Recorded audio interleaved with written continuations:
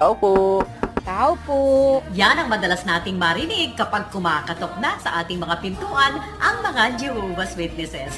Gaano nga ba kahalaga sa kanila ang gawain ito at nagbabalik bahay-bahay na sila? Makakakwentuhan po natin ang kanilang regional spokesman ng mga Jehovah's Witnesses dito po sa Metro Manila. Walang iba kundi si Ginoong Normito June Zapata. Hi Mr. Zapata, welcome back. Kumusta kayo?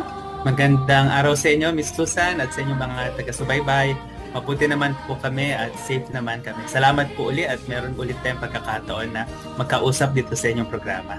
Nang mag-lockdown ang buong daigdig dahil sa pandemya, agad din pong inihinto ng mga Jehovah's Witnesses yung kanilang pagbabahay-bahay. Bakit po ninyo ibinabalik ang gawain ito at kailan opisyal itong pinasimulang muli?